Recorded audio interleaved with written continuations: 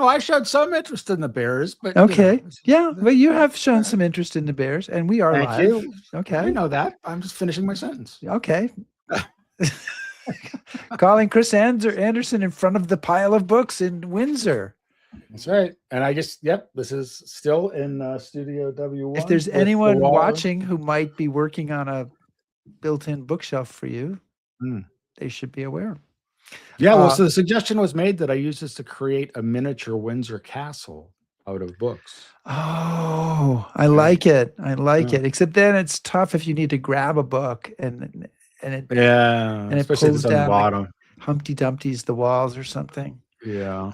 So you're in Windsor. I'm in Chicago, where we are, as we were discussing, because of your intense interest in sports. We were discussing right before the game. It is 90 minutes till the Bears take on the Los Angeles Rams in yet another NFL football game, playoff game. Oh, so. Isn't that was last week? Isn't that over yet? No. It continues on for the next foreseeable future.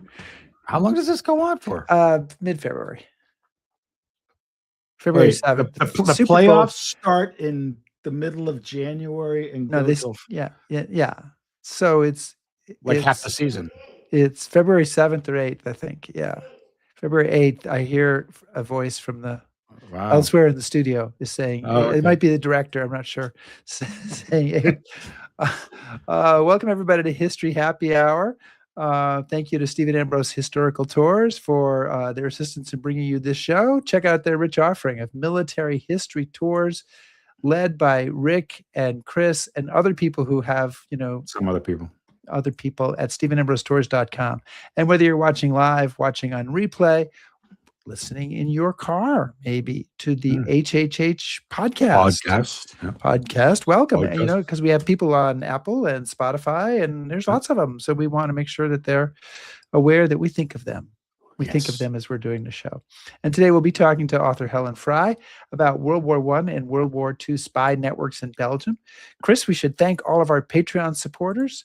Absolutely, we should. Our top shelf patrons. I'm going to, as I've been threatening to, I'm going to write an article in the newsletter about Patreon and how that works, and encouraging more people to join us as supporters. And you can do that by going to patreon.com/historyhappyhour. So Chris, do we have anybody out there, and what are they saying to us? Well, there are quite a few, actually. Tony Coulter is joining us from Havertown, PA. Susan Skelly from Bethany Beach, Delaware. Catherine Dunn Kostelnik. Catherine, I hope I said that correctly, from Savannah, Georgia. Carlo from Oklahoma. Yeah. Anybody, we have any overseas? Well, if Lizzie Borden is joining us again. Okay, nice. From London. I don't see Xavier, but I hope he'll pull out there in the end. Oh my God, I hope he's going to come through. Yeah, exactly. Okay. Are you ready to go? Are you ready to get the show started? My fingers are, you ready? Okay. Drums are all set? Yep.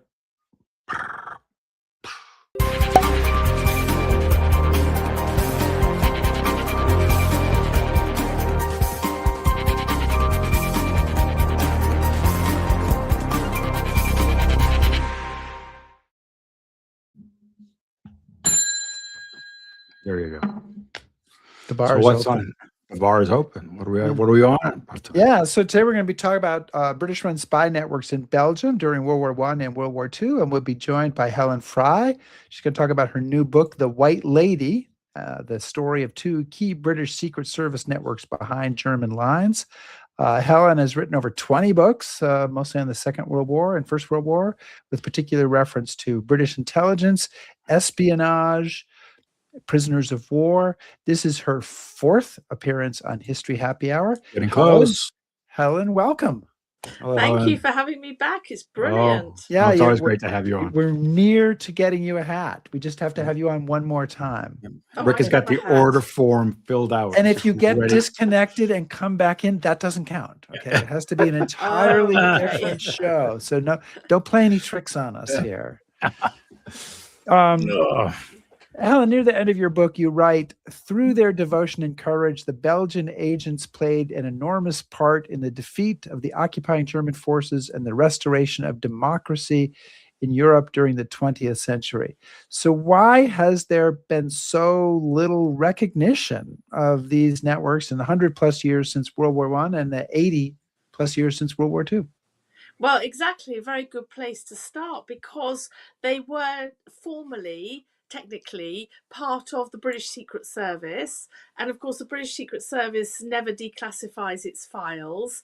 But there are some files which are now available in the Imperial War Museum in London and the State Archives in Brussels. And these files have not been available to historians until more recent times. Well, World War I, yes, in the last couple of decades, but the World War II intelligence files are only just being released, and in Belgium they're still releasing them. It's going to take them 5 years to release everything around the intelligence and the agents. And for me, it was inspirational when I dipped into some of these stories for the Women in Intelligence book. I realized, and I'd wanted for a very long time, to tell the whole story of these networks, of the men and the women. And once you dive into what they did, and you realise the geographical significance of Belgium in 2 world wars, you begin to realise that it's a wow story, actually, and the courage and heroism is utterly inspirational. Hel, one of the things that really struck me when I started reading this new book, well, back up a bit. I'm working right now on preparing for a tour that's going to cover 1940 and the fall of France and Belgium and France and that battle. So in the course of doing that, I came across some interviews that at the end of World War II, American interrogators were conducting with captured or former German officers, and they asked them who were the most redoubtable opponents they had faced in 1940. And of course, I thought, first I would think, well, it has to be the British. And the German officer said no. I said, well, then the French. And they said, no. He said, it was the Belgians. And I thought about that as I'm reading this book, because here's this remarkable group of people, and we'll get into it, not once, but twice. Why is it, do you think, Belgium just kind of drops off the radar? Not only just the story of these networks, but just in general. Yeah, it's been completely overlooked, and the sources haven't been there for us to be able to tell the stories, as I said at the beginning. But geographically, for the Germans to move their troops to the Western Front, so all the way in World War I along the Somme, of course, those famous trench warfare, which so much has been written about, but what's happening behind the lines, nobody really knows. Right. And if you can watch those movements of troops and everything that's going on behind the lines, and that's what the Belgians did, not all of them of course, but these pockets of really brave Belgian men and women who on their own initiative start up these networks and then reach out to British intelligence and also French intelligence. And they had huge challenges ahead of them, because the Germans obviously knew that there would be those that would work for the Allies, and they just had to try and find them. They've had all kinds of techniques to do that, not just surveillance, but using stool pigeons and that kind of thing. So yeah, it was hugely risky. But I also wonder if, because Belgium apparently was significant in the Cold War, again, so maybe nobody wanted much attention. That's changed. Mhm. My understanding is, so they had to stay behind units in the Cold War. So maybe it was that, we'll just leave, as my Belgian friends said, where they all say, "Oh, we're little Belgium," and we just get overlooked, and No, it's true. But, it is. It's just so funny, because I mean, there are probably more stories about the French resistance than there were actual members of the French resistance, right? That's a good point. And nobody knows anything about Belgium. Right? Yeah. No, and you're No. right. They do it all over again in the next war, in spite of the fact that particularly in 1915 was a really difficult year for our different networks. There were tiny networks behind the lines in Belgium, collecting all the traffic that's going across the rail network, the army camps, ammunition, any new kind of weapons, because the Germans, there were rumours they were trying to create this big gun in World War I. They're watching coastal defences, and in spite of the fact that these networks go down in 1915 in particular, but also into 1916, they start up again, and the Germans are still capturing agents in 1917-18, and they get shot. They get shot for espionage, and still there were those that were prepared, having seen their family, members of their family and friends, shot, carted off. As a lot of the women went off to Siegsburg prison in Germany, horrific conditions. This is World War One still, and they still start up again that nucleus because they realize that the information they can smuggle out into what then was neutral Holland. I mean, Holland, Netherlands was not occupied, as we know, by Germany, so that was ideal for spies coming in and out, although it was difficult because there was this huge electrified fence that the Germans had constructed right the way along the border. So it has the challenges. You've got very early spy craft, and again, realizing what they delivered in World War One, the same surviving members start up again in World War Two, bring in the next generation, and they do it all over again. And what they deliver is extraordinary in terms of intelligence and what the armies in the field gain as a result. So I just perhaps throw in one figure here, and it's in the official files, that over 95% of all intelligence we got from occupied Belgium or occupied countries, so that would include Grand Duchy of Luxembourg, came solely from La Dame Blanche, the White Lady network. That's just extraordinary. You know, British Army in the field, went by London. They got their 95% of their intelligence from this one network. It wasn't the only network that was operational, but that's quite a legacy. How does it get started? You know, war breaks out in 1914. How quickly are Belgians working to spy on Germany? Well, pretty much immediately, actually. So I'm doing a little bit more work on another small network, which will kind of not mention publicly at the minute what I'm doing on that. But that was around the area of Battle of Mons in 23rd of August 1914. But thereafter, they are smuggling bits of information out, and there are smaller groups trying to smuggle information, as well as getting our soldiers out if they've been wounded, trying to get them out over the border back to England. And then by December 1914, there's a patriotic Belgian called Dieudonné Lambrecht, Walter's his cousin, is also part of it. So Dieudonné Lambrecht with his cousin Walter Dewey start up this sort of network. Dieudonné Lambrecht in his early 30s is the main leader. I love that photograph of him. It's a very rare photo. There aren't many photographs of him. He was an engineer in Liège, and he started to collect the intelligence. He had 40 agents to start with, and he basically smuggled himself out. He could travel because he was a businessman. The Germans were quite happy to give him a travel permit as a businessman, and he went across into neutral Holland to Rotterdam, where the British Secret Service had one of their officers, well, a small team actually, but one of their main head officers, Captain Tinsley, and Lambrecht contacted him, and that's how the connection with the British happened. And then they would start, the couriers, men and women, would take the reports out over the Belgian-Dutch border. So I think maybe we're getting a little bit ahead of ourselves. I think just backing up a bit, you have people aren't really expecting the outbreak of the First World War. And all of a sudden, the German army comes crashing through Belgium, and there's not really a well-developed Belgian intelligence service. They haven't pre-created these networks. So one of the things that struck me this time, and every time I read one of your books, is these are people. They're just people. They're not spies. They're not agents. I mean, you have this great description of these Belgian women sitting by a railroad track, knitting secret intelligence on their needles, like, they're Madame Defarge in A Tale of Two Cities. Yeah. How is this getting organized? I mean, where is this? If all of a sudden an army marches down, Alma Road here in Windsor, I'm not going to all of a sudden start an espionage network. That's not my first inclination.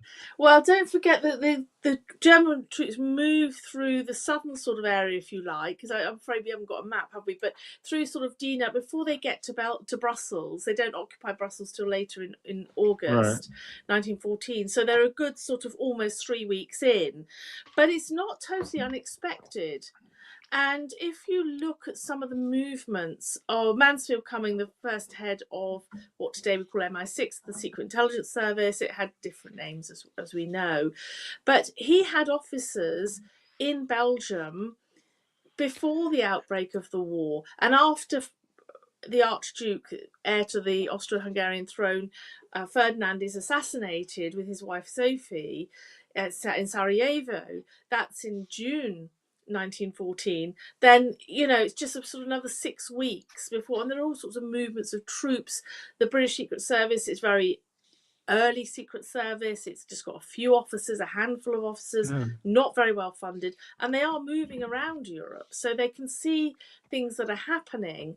So I'm not sure that it was totally unexpected, and we do know that Mansfield Cummings sent some of just 4 officers into Belgium around early part of August 1914. So there's something going on, but we don't know exactly what, and we don't know who they're meeting. But you're right. Ordinary patriotic Belgian men and women realised that they could, perhaps just sort of common sense, that if I can see and hear, because a lot of them had German officers and soldiers billeted in their castles, their homes, just forced on them, and some of them could speak fluent German. So if you can pick up tidbits of information, they're going to, the Allies are going to know that. They're going to start advancing this way. They're going to be moving on Monday, So trying to get that stuff. So it's very early. There's no training, as you say. They start to think on their feet. How can we get this material out? And the women were very good at finding ways of hiding stuff in their corsets, their bread baskets, etc. Of course, some of the men and women also hollowed out the shoes of prisoners of war, the escapers, which they probably shouldn't have compromised them. The escapers didn't realise that they had secret messages hidden in the soles of their shoes. So, and then it develops these tiny messages. Yes, these are from the First World War, and they fit in the palm of your hand. You can see they've been folded. I've unfolded them. I was lucky enough to be able to physically handle them, which you can do if you use those archives. And when you're diving into this, in these 2 red boxes, beautiful, vibrant red boxes, red, I think, for Secret Service, you don't know what you're going to find. And it's just that those 2 boxes are a hodgepodge of some reports from agents, not very many, some typed reports at the end of the war, though that's World War II. Oh, so sorry.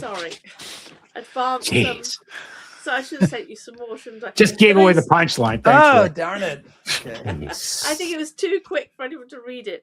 But those tiny messages that are handwritten all in French, and also they would use very simple codes. So they devised codes, and they would have objects that would mean certain things. So like chicory or potatoes, one could be wagons. So they're saying wagons, how many? 15 chicory. So you've got a shopping list, if you like, which they would carry around. And if the Germans caught them, they've just got a shopping list. 2 bread, 15 chicory, 20 potatoes, or whatever. And the potatoes could actually be part of a regiment.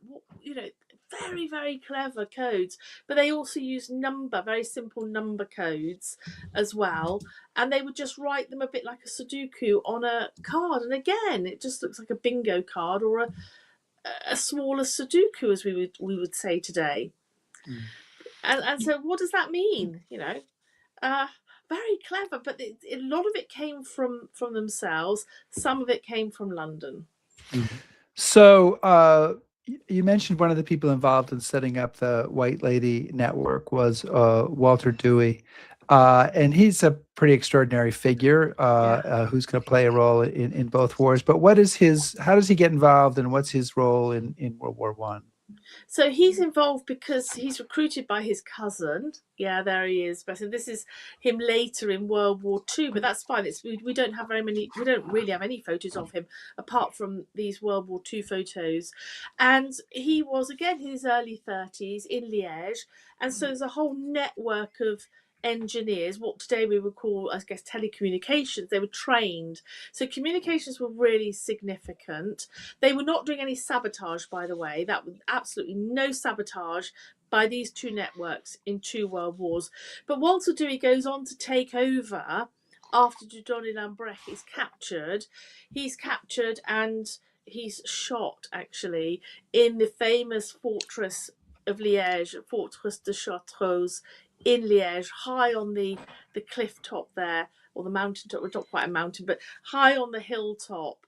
A really desolate, horrific place. If anyone goes and visits it today, it's really got that.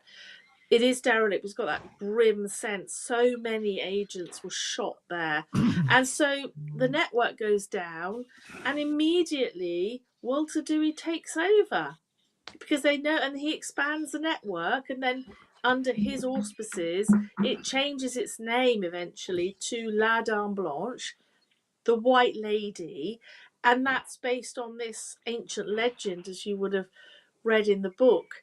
And I didn't know about this before I studied this network. The Germans have this ancient legend that if its armies, if the German army sees this ghostly figure of a white lady on the battlefield, it's not good. It means your armies are about to fall, and so will your Kaiser.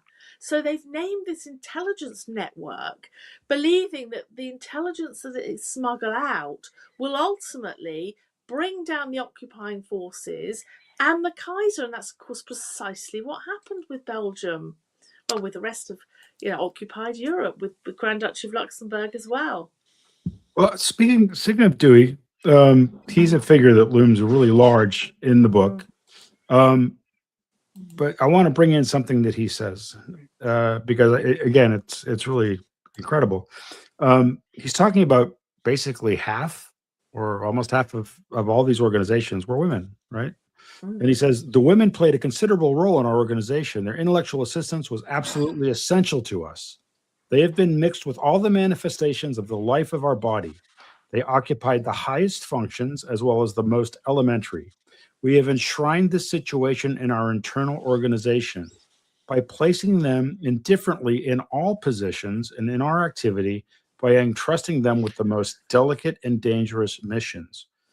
Why do you think that's the route that they took? And is this unusual, this level not only of involvement by women, but their senior roles in this? This for the First World War, this seems pretty. It's pretty advanced, isn't it? It's pretty advanced, yeah. It is advanced, and they were just very egalitarian. If they had the right skills, if the women, particular women, had particular skills, they would be ideal couriers, or they would actually head intelligence sectors. One of my heroines I've talked about before on this program, Thérèse de Radiguez, a 49 years old woman operating out of a castle in the Ardennes region. She ran this whole sector called Post 49 that gained intelligence in that region, and a sector of that called Post 249. So yeah, and they were given equal ranks. And one of the most extraordinary things about this story, and I think it's unique in British military history, Walter Dewey, obviously there's got no connection with Rotterdam. He hasn't met the new officer working under Tinsley, who's Captain Landau, Henry Landau, brilliant intelligence officer, but incredibly controversial, as people will read in my book. But he had to make contact, so he smuggles himself out under a false name, and even Landau doesn't know his real name. And Landau says, well, you've got all these intelligence reports that have been stacking up since Lambrecht's death. It's about 3 months since the connections reconnected, if you like. We'll bring this to you. So Landau says basically, well, what are you waiting for? And Dewey says, we have one condition, and I love this. We have one condition. We will work for you. We'll continue to bring out the intelligence. If you militarize us, they're civilians. No uniform, no weapons. We want to be recognised as officially part of the British Army, and we want to be given military ranks, lieutenant, sergeant, adjutant, whatever it is, and we want to be recognised as such, and that egalitarian, that equality. And some of the women, well, they had ranks of lieutenant alongside some of their male colleagues, depending on what they were doing. So I think it is extraordinary. It's unique in British military history, and of course they do it all over again in World War II when Walter Dewey, I won't get too far ahead, but just to say, to link up with his point, Walter Dewey in his early 60s gets a knock on the door in September 1939 because war's broken out, 3rd of September, knock on the door, mysterious figure, Captain Daniels says, "We want you to call up the old guard of the White Lady Network." And they're all in their 60s and 70s.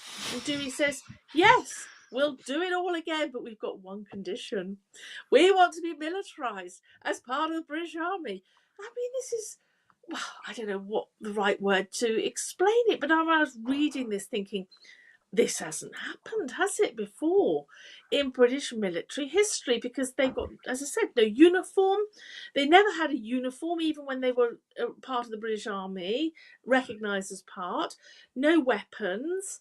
And they have military ranks. So on their agent files, you'll see Lieutenant Thérèse de Radigues, for example, Adjutant Lulu Blondin, or whoever she was. Well, but you point this amazing. out in the book. I mean, even in the regular British Armed Forces, there isn't a woman who's Captain so and so or Lieutenant so and so.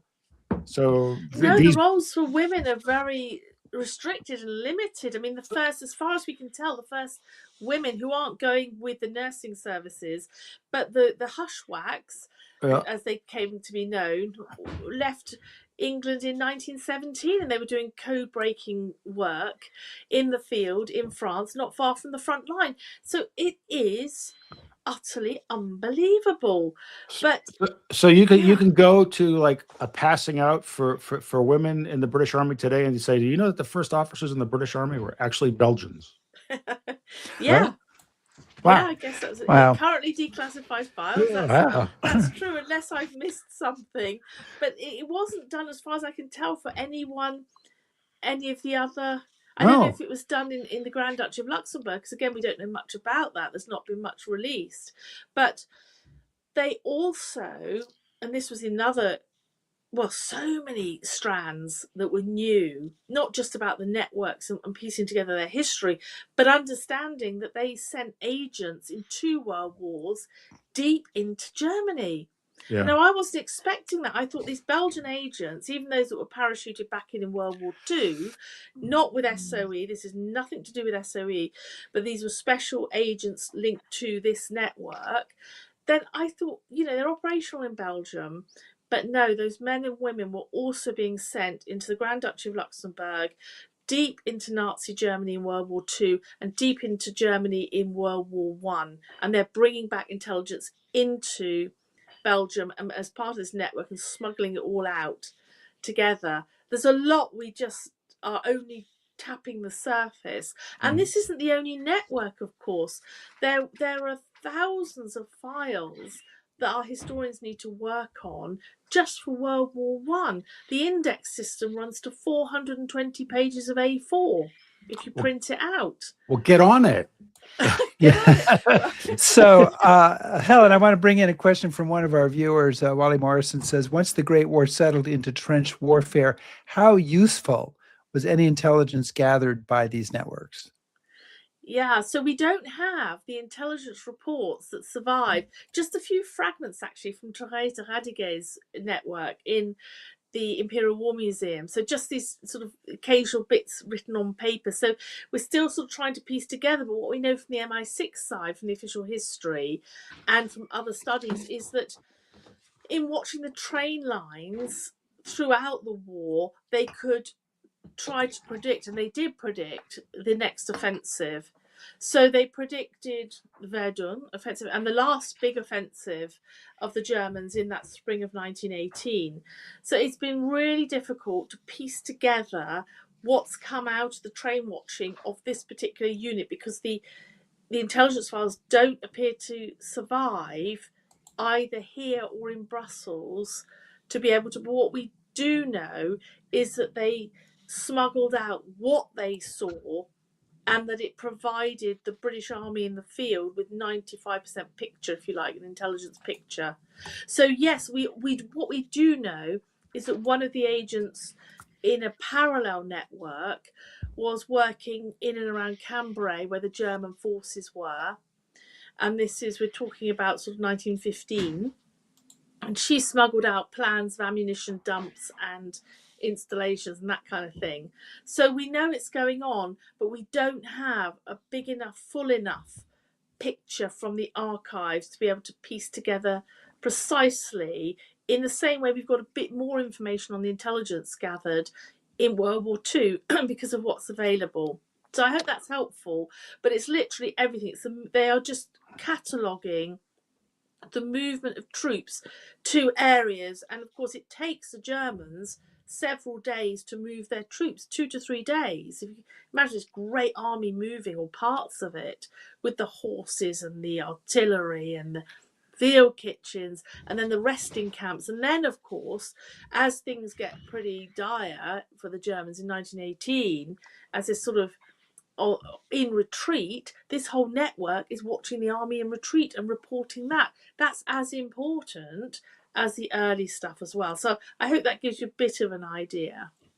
So Helen, how are the Germans reacting to this? Kind of what's their counterintelligence effort? I know, at the beginning of the book, you highlight pretty graphically what the Germans are doing when they're marching through Belgium, and I'll just hint and say the Germans have a long, long history of behaving very, very badly in countries they invade, and it's not just World War II.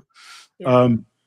So how are they reacting to this intelligence threat? Because I guess initially they just think they're going to terrorize these people into submission.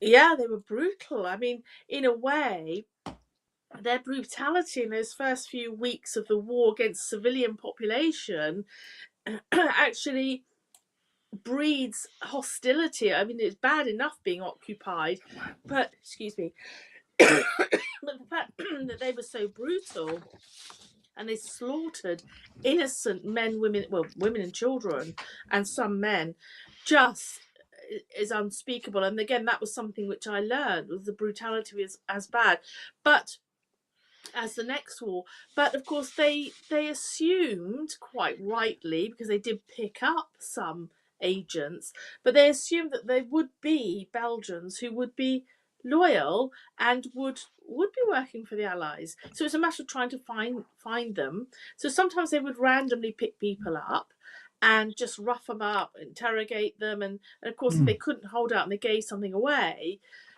that can happen. If they're not involved, they don't give anything away. But they used most of what they did successfully was to use stool pigeons, and these were undercover German field officers who would work sometimes as doctors in hospitals. So if you've got injured English soldiers, befriend them, be the friendly doctor. You might have fake prisoners as well. You might have, in prisons, they use stool pigeons, of course. In prisons, that's an obvious one. Some of the main leaders were confided, and they kind of shouldn't have. But the Germans realised that if you've put someone in solitary confinement for months and months on end, and then they're suddenly in with 2 or 3 prisoners, one of whom's a stool pigeon, then they kind of start accidentally maybe giving stuff away, or they're glad to talk to someone, and the stool pigeon can say, "Oh, I've had a terrible time. They beat me up in the cell," So they shouldn't have done it, but it did happen. So there's lots more about World War I, but your book also involves World War II. And as you mentioned... Yeah, as you mentioned when you showed the wrong picture. Oh, put it on. Hey. Sorry. Okay. Well, you could just change the date. No one would know. All right, there we go. 1941. No one would know if Chris 1940. hadn't decided to harass me about it. Once every show. Maybe people would go back on their Facebook video and slow it down and say, "Oh, mistake here." Okay. So as you mentioned also, Britain goes back to Walter Dewey, which I just think is amazing. Here's a guy who's in his 60s. There people have written about him in books. He was the leader of the resistance in Belgium, and now they're like, could you lead the resistance in Belgium again? I'm sure it won't be a problem. So why do the British go back to these older folks? And does this happen? You've kind of touched on this, but does this happen before the war starts, or is it after the war starts that they come knocking on their doors? And it's not just Dewey, right? It's also Teresa Radiguet and others. Yes, and she's 74 years old. Bless her, she's a grandmother, and can't she Perfect put her feet cover. up? Perfect cover. Brilliant. Yeah. But yes, he gets a knock on the door and said, will you start it up again, as I said earlier? And it's the knock on the door comes on the 3rd of September 1939. And Belgium, you're quite right, is not occupied. It's not occupied till May 1940. But we figured that it's highly likely that the Germans will occupy Belgium again. They'll occupy the Grand Duchy of Luxembourg, which they did. They also went further, of course, and took the whole of the Low Countries and went all the way up, up as far as Norway, etc. Eventually, into France, of course, quite swiftly. They were very hungry. Very hungry. They were very hungry. Took all the resources. But so, it's virtually 9 months before, isn't it? So they are a very important early warning system. So that very tiny network that starts with Walter Dewey and all the older folk of the White Lady Network, all of this is some of them are in their late 50s, but the vast majority are in their 60s and 70s. Therese is the oldest of the network, actually. But yeah, they start up again, this tiny network, and their brief is to watch the borders.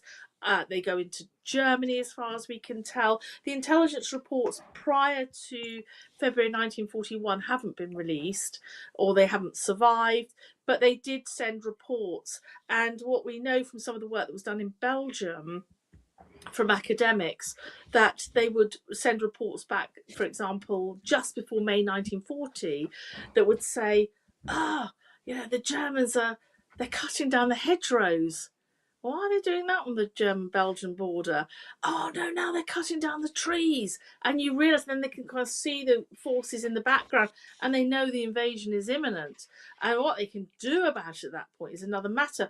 But it's interesting that they're setting up in that 9-month period all kinds of communications codes. They're getting things ready for the outbreak when things kick off. And when they kick off in May 1940, then the massive recruitment begins of the next generation. Well, and I want to ask just about this period before Germany invades Belgium, which kind of ends their neutrality. But during that time, from September 1939 to May 1940, Belgium is technically neutral.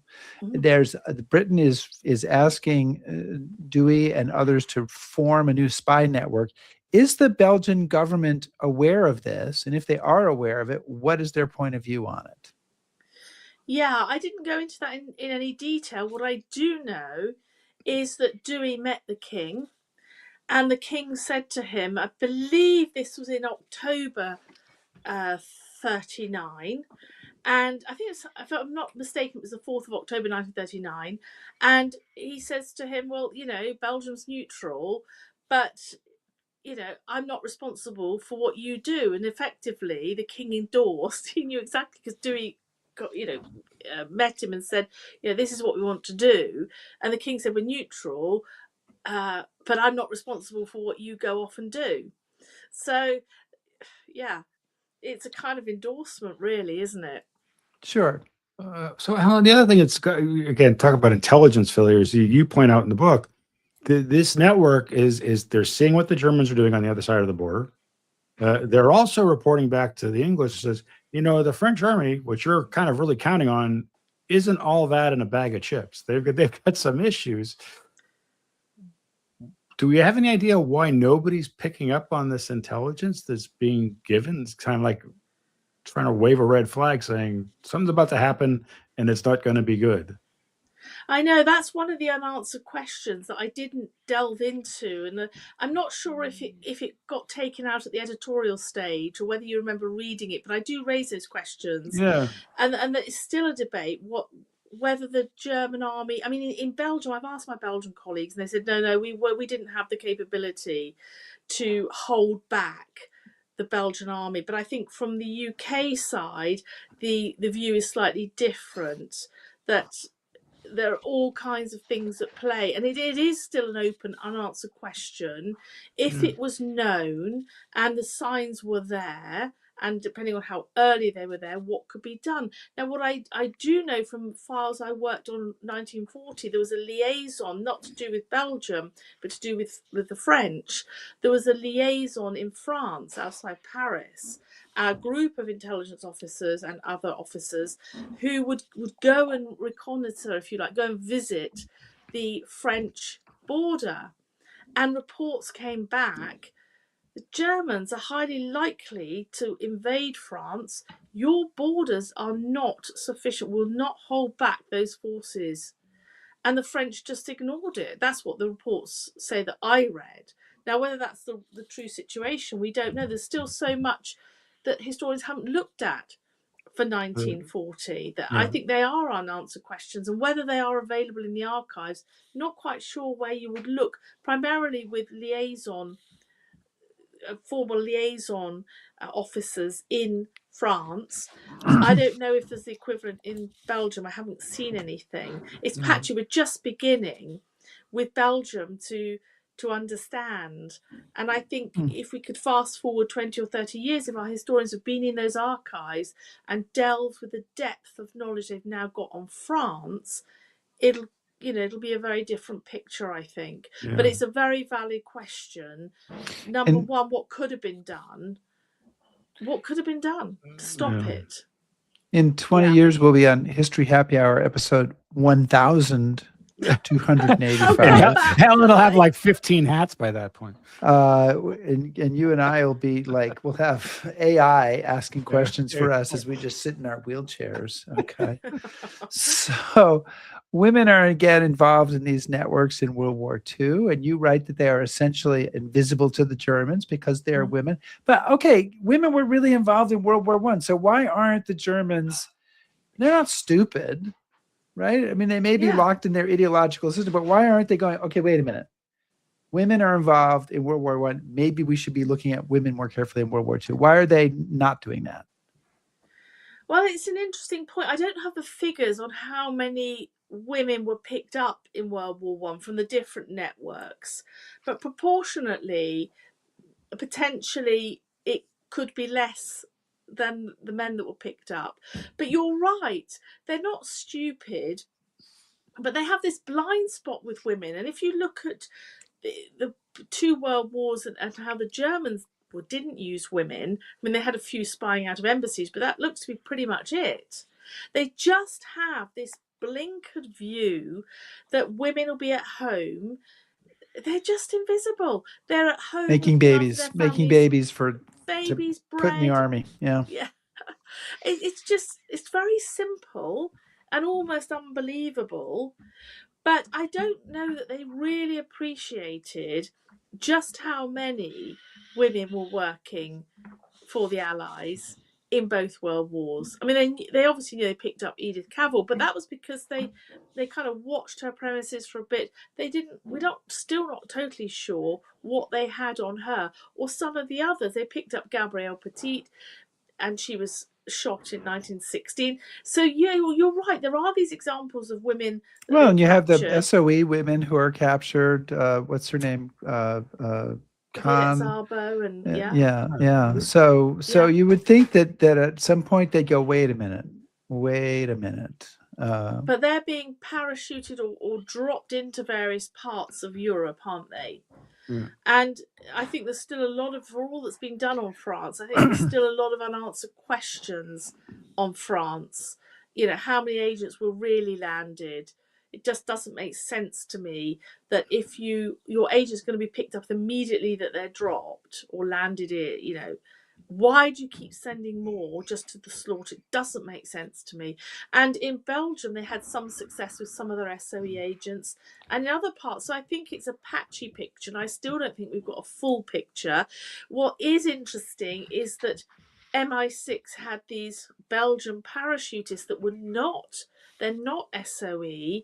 So this network, as it was called Clarence Service in World War II, the successor network, they also had Belgians that went to London, were trained up, and they eventually, we believe, left from Thamesford Aerodrome with same as some of the other SOE agents, and they were parachuted back in with special radio equipment, and they survive. They're not picked up like they are in France, and there are still questions to be asked and research to be done on why were their missions successful. Well, there's only about a handful of them that we know about, but how many more? Or was it just about a dozen of them?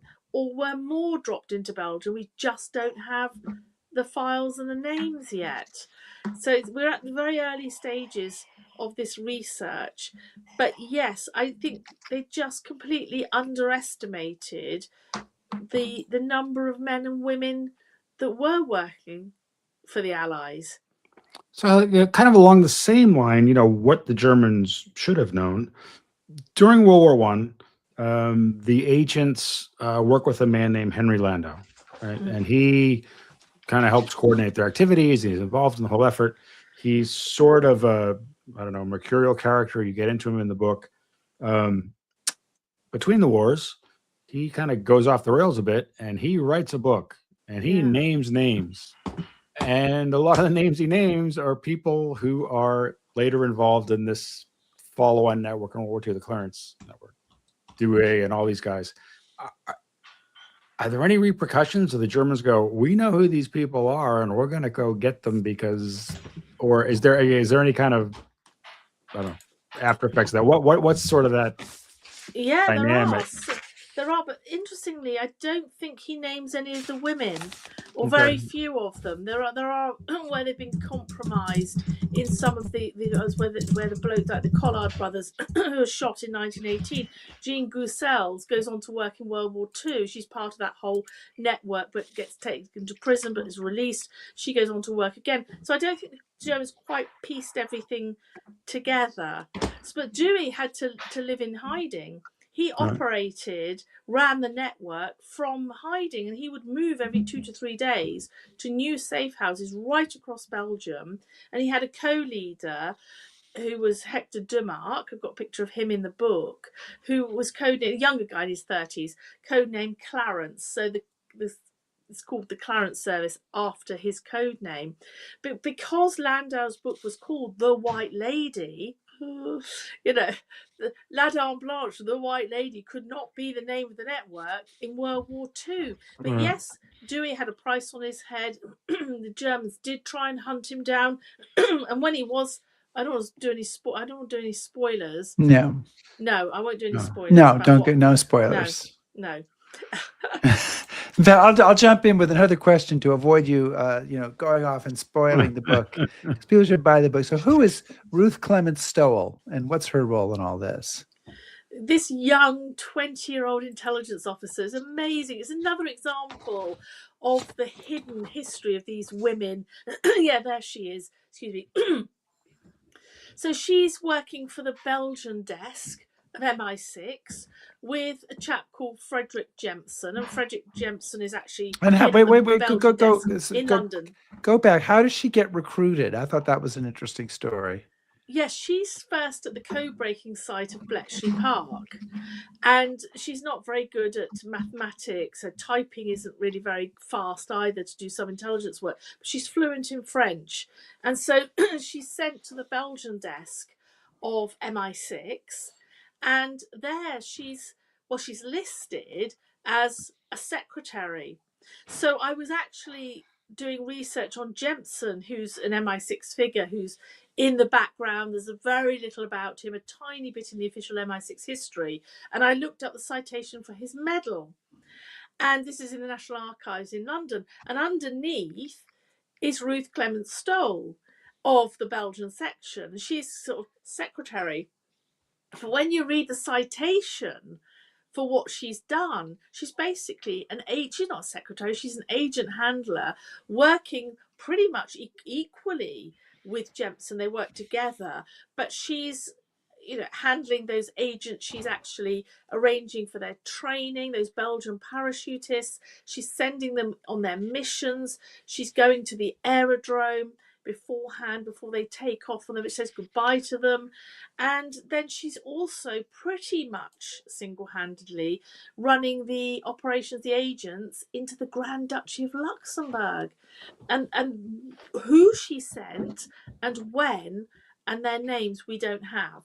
So that isn't currently available. It's just not available in Luxembourg, in Belgium, or in any archives in London. But we only know that because of the citation for her medal. She got the oaken leaf of Luxembourg or something, whatever that is, the full name. So I stumbled across that quite accidentally, and then I was able to interview her son, which was great. He knew nothing really about her work, and the only thing she said was that it was what she was doing, and he found out pretty much what she was doing from my Women in Intelligence book, and now for this we're able to fill in a little bit more.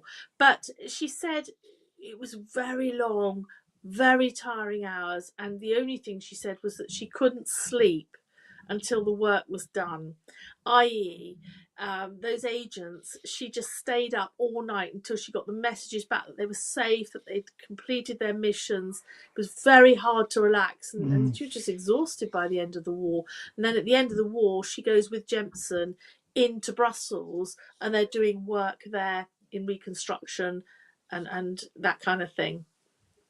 So one of these offshoot groups that you discuss, again, something I found really interesting, was the Gillis group, and it's organized in part by Dewey and, pardon my pronunciation, Therese Radig, and Charles de Vischer, and they're forming this group, and they're given a couple of missions. You can talk about both of them, but one of them is to hide Jews and to help them basically escape. And so what I want to know is a little bit about more about that mission. And is this something from the Belgian government in exile, or is this them saying, we got to do something? And how effective are they? Well, again, we don't know very much about them. There's just this fleeting reference to them. And I've tried to find out more about them and why the name Gillies. Of course, Gillies is the prison, isn't it, in Brussels? I don't know if there's any link, but the Gillies group, there's some link with London because they're having diamonds dropped to them for certain missions. And also what we know is they're hiding some Jews, but we don't know how many. And as far as I'm aware, no one's really picked up on this story, so I don't think any of them have been recognised at Yad Vashem in Israel for their work. And other stuff starting to emerge that I couldn't put in the book, which wasn't linked to Clarence itself, or maybe it was a Clarence agent. Anyway, stuff's still coming out that there was a train of Jews that was going to be transported to one of the concentration camps. It may have been Auschwitz. I'm not sure. I'm trying to find out a bit more about it. But there's an agent or a couple of agents, and I'm not sure if they're linked to the Gillies group, but a couple of agents, and I'm pretty sure now it is Clarence Service, that stop that train. They sabotage it so that train does not leave and those Jews survive. Now, that came out once my book was out. I discovered that in conversations with people in Belgium. So I don't know what files there are, but there's more. There's clearly a lot more. And it's not just about ordinary people hiding Jews as they did just randomly. This was an organised group, a very small group. So we don't know their work beyond that, and it would be good to know more. I was going to say, as we come towards the end of our interview, how much information is still under wraps 80 years after the end of the Second World War, 100 years after the end of the First World War, and why? Why is it still under wraps? Well, it's hard to say how much is still under wraps. The Belgian state security are in the process of releasing their World War II files. They've got to go through them and check that they're all okay to release. And that, I was told, is going to take them 5 years. It's Because that's maybe that's some of the those people are estimate. still alive and No, I don't think there are anybody still alive from the network, but they have to see if there's anything sensitive still in it, that kind of thing. So that's just standard procedure. Nothing from MI6 comes out, of course, and we understand that. That's respected. We tell the stories from what we do have available, and my understanding, and it's for broad intelligence files, it's so as not to compromise families. It's actually as a result of the White Lady Network and partly Landau's memoirs, but those men and women wanted there was this call for recognition at the end of World War One, and so they were given medals depending on what they'd done. And in February 1919, 3,000 names, not just the White Lady but some others, are listed in the London Gazette. And the Germans have that list in 1940, and they go knocking on some doors.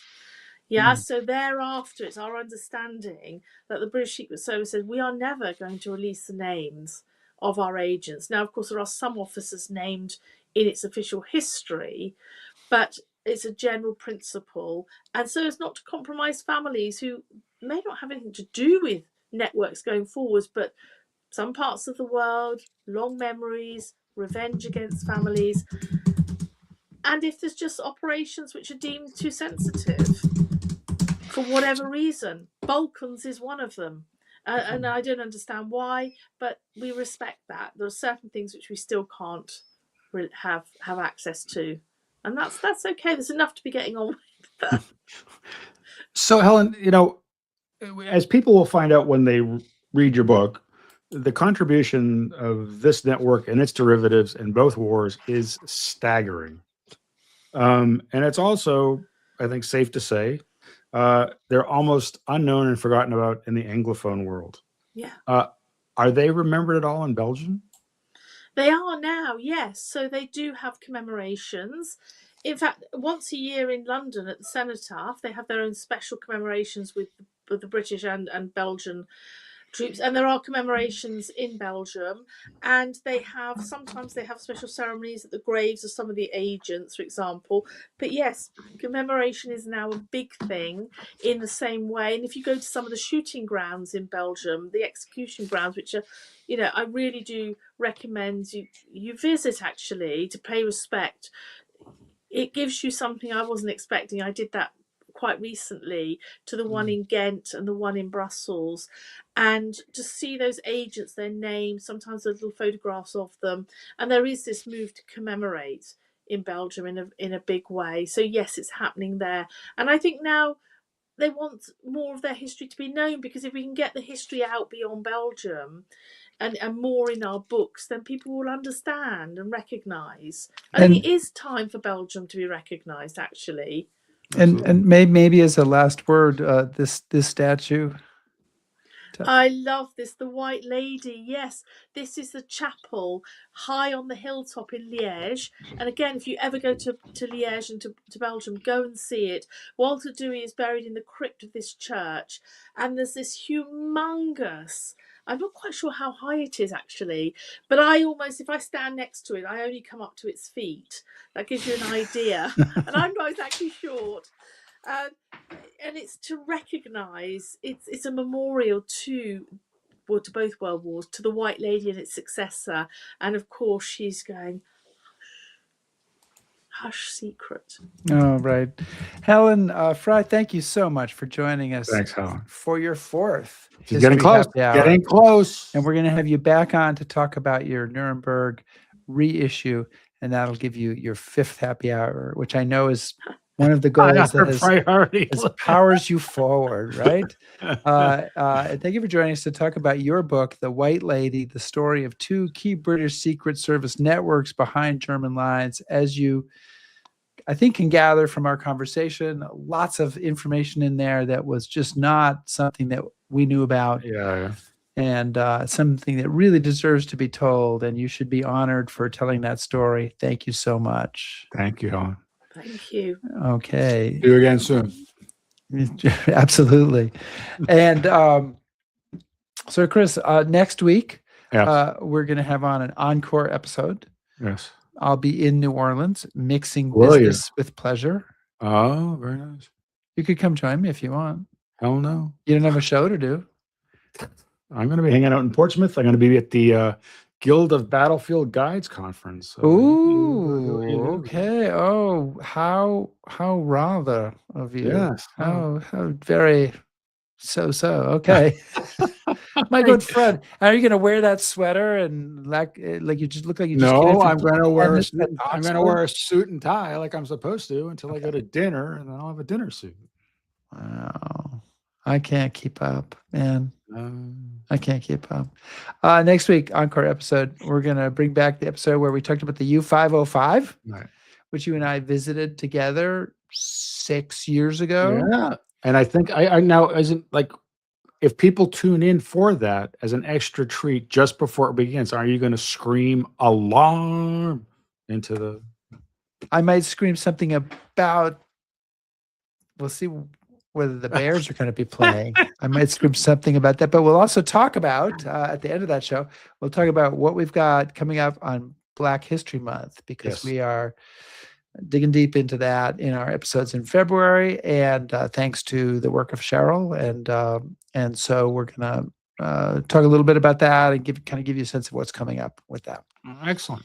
So, well, good luck to the Bears, I guess. Yeah, they play in 89 minutes and 41 seconds. You're not getting a little antsy, are you? Why did you want to just sit around and chat? Well, I was for going to have next- people if they could just keep asking us questions, so you'd have to stay on air and you'd miss the kickoff. Are people asking us questions? Maybe they'll start. Oh, I see. There's somebody. We have Artemis says that was amazing. My first HHH. Thank you, Helen, Rick, and Chris. So that's lovely. Right? Thank you, Artemis. Thank you for That's joining. lovely. Okay. So awesome. Thank you so much to Helen Fry for joining us. Great show. Now we talked about next week. Please subscribe to us on YouTube. Follow us on Facebook. Listen to our podcast. Back us on Patreon. And if you will, browse historyhappyhour.com. Thanks, everybody. Stay safe.